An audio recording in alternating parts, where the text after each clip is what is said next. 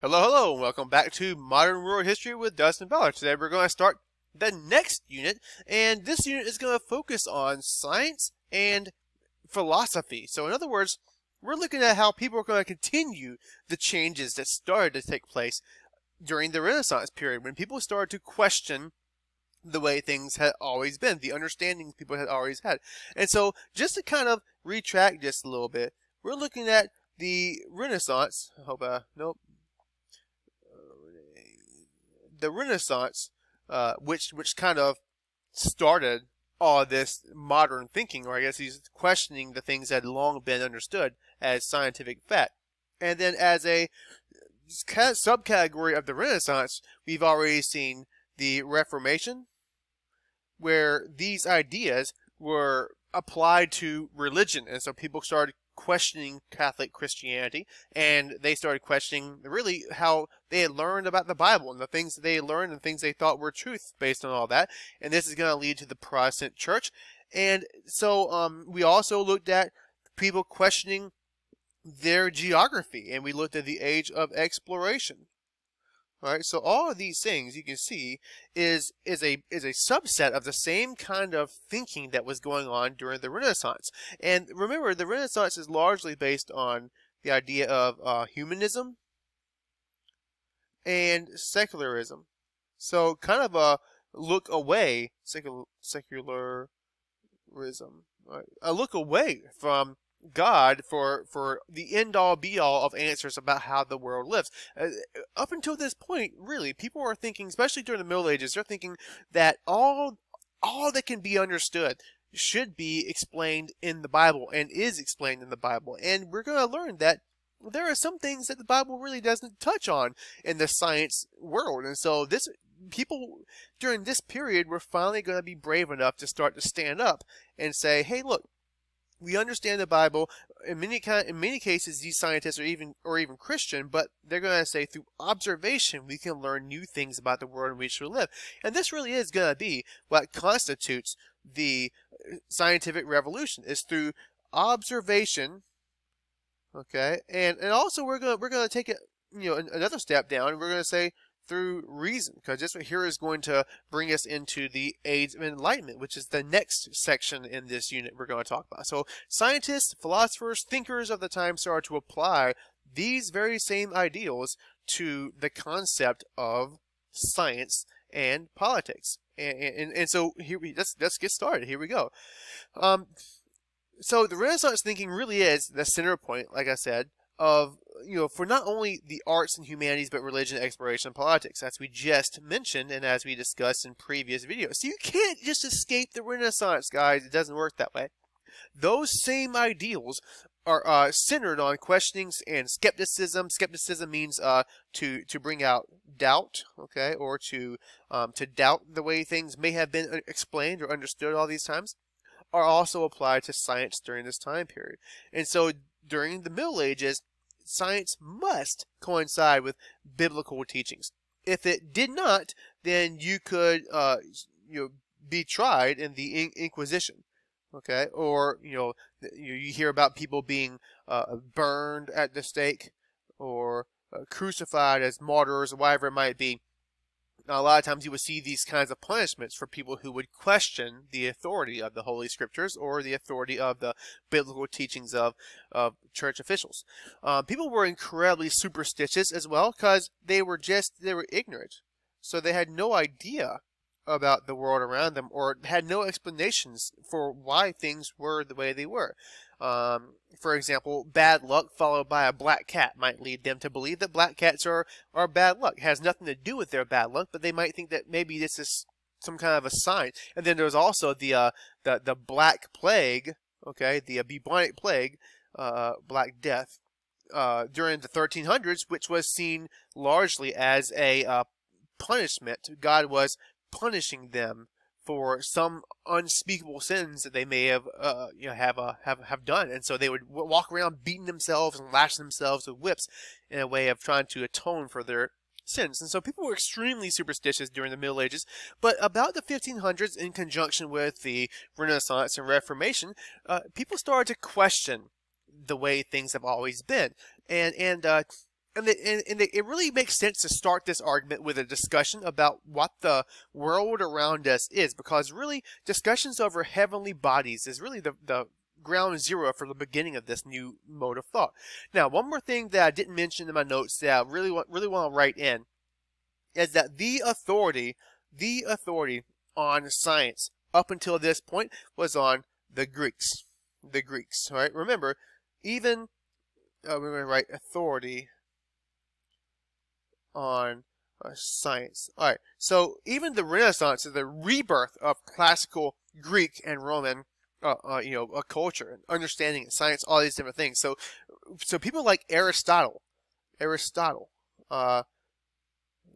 this a little bit neater. Aristotle, okay, who was a teacher of Alexander the Great, one of the great philosophers who trained under Sophocles and Plato. He is going to look up at the sky and make the assertion, as many others would certainly do, that the Earth is at the center of all creation, and everything spins around the Earth. Wait. Yeah, you heard me right.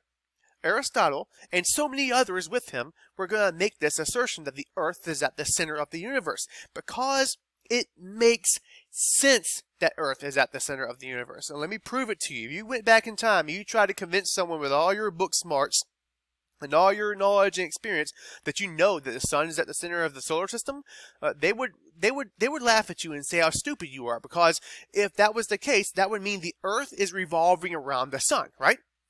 And if that's happening, then wouldn't we fly off of it because it's moving? You see the logic here? They didn't understand gravity. They did not know, they had no idea what gravity was.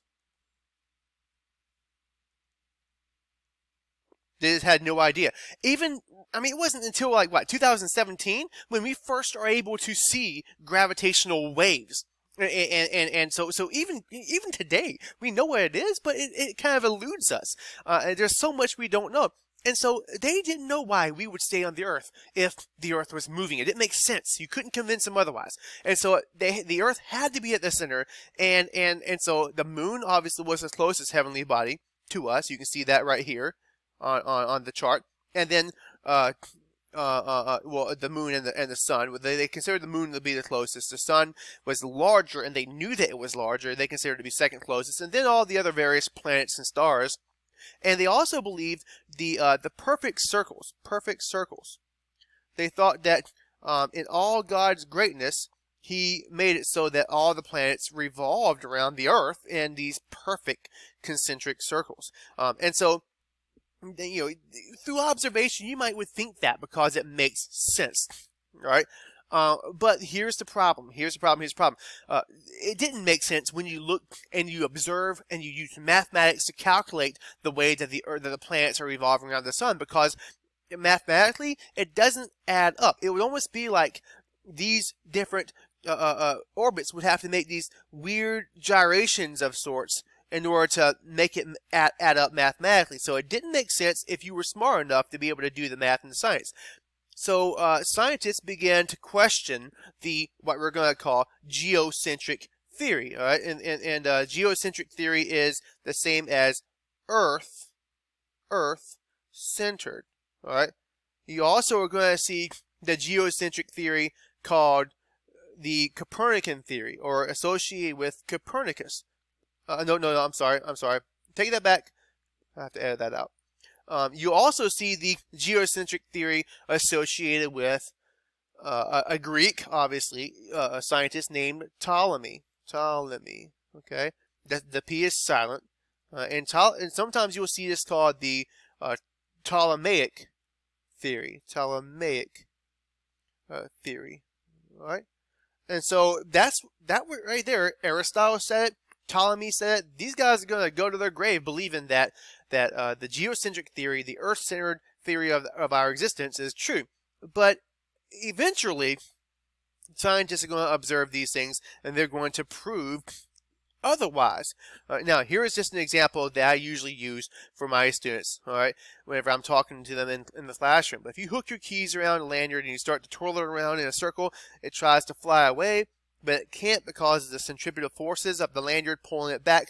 In the same way, this is the way that people thought about us being on the Earth. We would fly away if the Earth was spinning. So it makes sense. It's common sense, but gravity is common knowledge, right? We know it to be true, but it's not the same as common sense.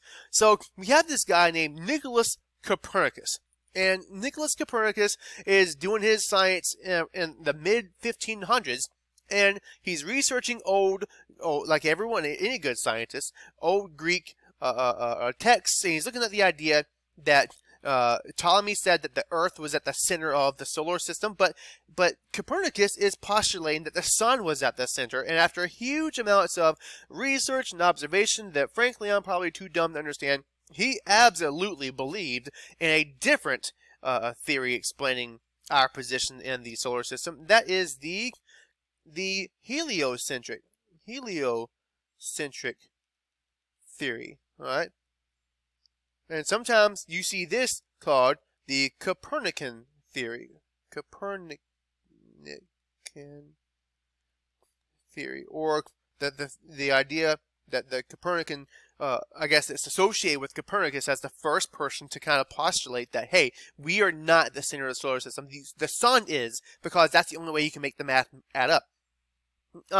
Meanwhile, you've also got other scientists kind of reinforcing this. Tycho Brahe was one of them. Tycho Brahe used math to prove this. People were not educated enough to be able to understand math that deep back in the day.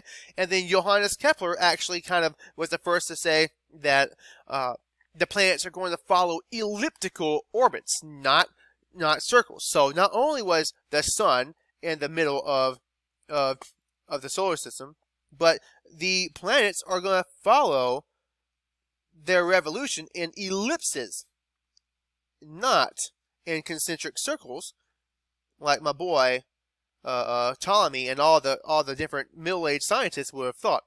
So here's the problem, though: is Copernicus and Tycho Brahe and Johannes Kepler, all these guys and all their infinite knowledge and ability, could not explain why or how the Earth could carry the moon. The moon, this right here, was the decisive factor, and yet be carried by the sun. Again, what didn't they understand? They didn't understand gravity. They didn't understand it. And so they had no idea that the Earth could carry the moon, while also at the same time being carried. Because let's put it this way: there was no doubt, there was never a doubt that the Earth was, that the moon was the closest heavenly body to the Earth. They never thought that it wasn't. They just didn't understand how it could be carried. So now we got my boy Galileo. Galileo did not invent the telescope, all right? But he took a common telescope that he had, and he did what so many of us do, and he rigged it up and souped it up and got it where he was able to see, like maybe 10, I don't even know how much. It's a way better focus. So he was able to see things substantially further away than the next best telescope. So he enhanced his telescope, and doing his observations, he's looking up at Jupiter, which everyone had known about since the Greek times. But when he's looking at, he noticed something crazy. He noticed that there are 1, 2, 3, 4 things. I should have probably written that in other than black, but I'm not gonna. 3 different heavenly bodies kind of on the outside of Jupiter. At first he's thinking, oh, I'm not sure what that is, but whatever. He comes back later on, and he noticed that those heavenly bodies had, you guessed it, they moved. They were not in the same place, and holy junk. He starts flipping out. He realizes what he's seeing, guys. He's seeing moons being carried by Jupiter. If Jupiter can carry moons, then the Earth can too. And he doesn't know why or how, but he knows that if Jupiter can do it, based on his observation, his science, his reasoning, he knows the Earth can do it too. So he essentially, in his mind, had completely proved that the Earth can carry the moon and still orbit the sun, because there was never, even under Ptolemy's theory, never any question that Jupiter wasn't encircling the sun, or at least not in the center. All right. So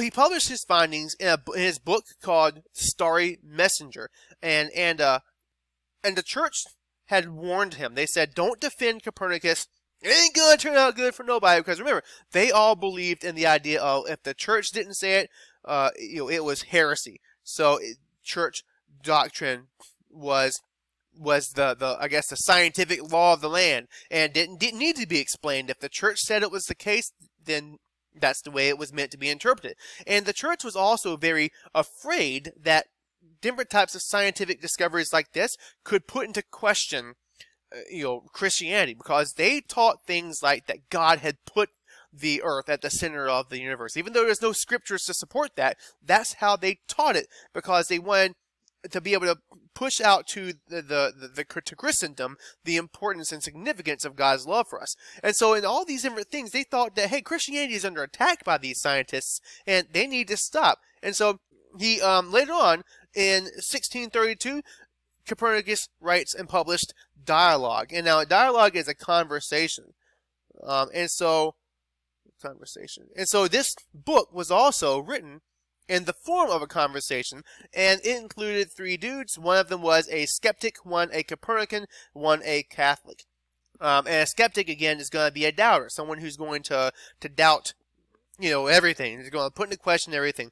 The Copernican was the one who scientifically agreed with Copernicus' theory that the sun was at the center of the solar system, the Earth orbited the sun and carried the moon. And then the Catholic is going to essentially come across in this book like an ignorant idiot, and so he's just going to be very closed off because of the teachings of Greek scientists and the old Middle Age ideas based on just really nothing, no science, no observation.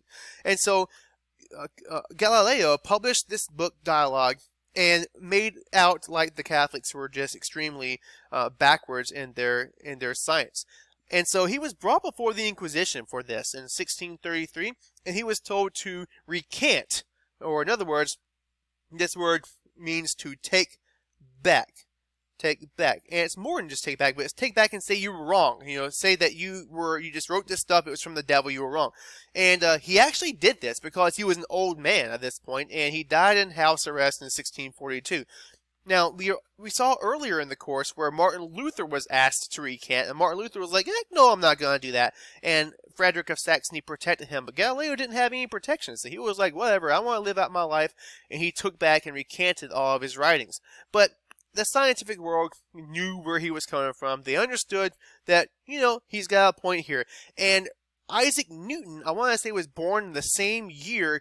Yeah, born in the same year as Galileo had died, and he is literally gonna uphold. I mean, you hear about the scientists who are kind of born on the shoulders of giants. Well, truly, Isaac Newton was a genius in his own right. He literally invented calculus. I mean, who does that? But he was born the same year as Galileo, and is going to do what the scientists of Galileo's time and Copernicus' time could not. And he is going to explain and understand gravity, as well as these laws of motion. So this guy was just honestly, in all the historical geniuses of the world, I put Isaac Newton up there with the best of the best. He was so unbelievably smart. He's going to study physics and math. He comes up with these laws of motion, like inertia and acceleration, all these things you're going to learn in physical science. And so he comes up with those things.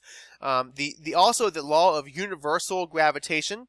We're still trying to understand gravity today, as I said. And as a third aside, he was also devoutly Christian. So just proved that science and Christianity can live hand in hand here. He believed that the universe was God's perfect architecture. So maybe the planets didn't revolve around the sun in perfect concentric circles and were more so ellipses, but he would have said this was God's design. And I would think that the church would like that understanding. Maybe we're not meant to understand all the different things of the world or why God would have chosen it to be that way, but by golly, through observation, we can learn that it's not really the way we perceived it, and it doesn't have to contradict biblical teaching in order to accomplish that. So there are other notable scientists in the world beyond just astronomy. And we're going to take just a few minutes to look at these in brief. But you've got Zacchaeus Jansen, who invented eyeglasses.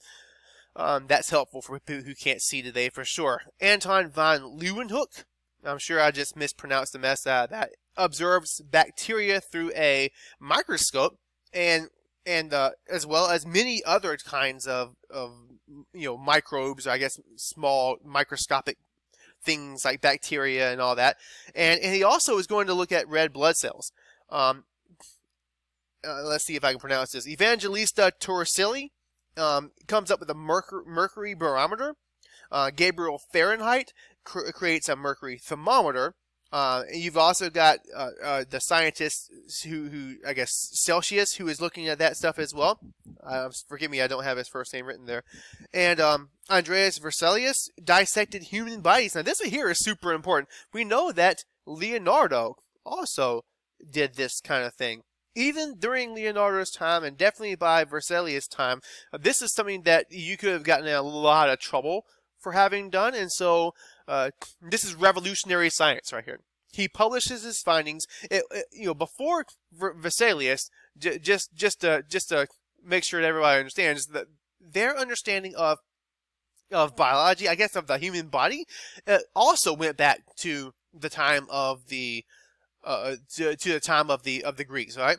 And so there was a Greek scientist named Galen who had studied pigs and never really dissected human bodies, but he dissected pigs and thought, well, the humans are probably just the same. And so everything people had based their deep understanding of human bodies were based on the dissections of a pig by a Greek named Galen. And so Andreas Vesalius is going to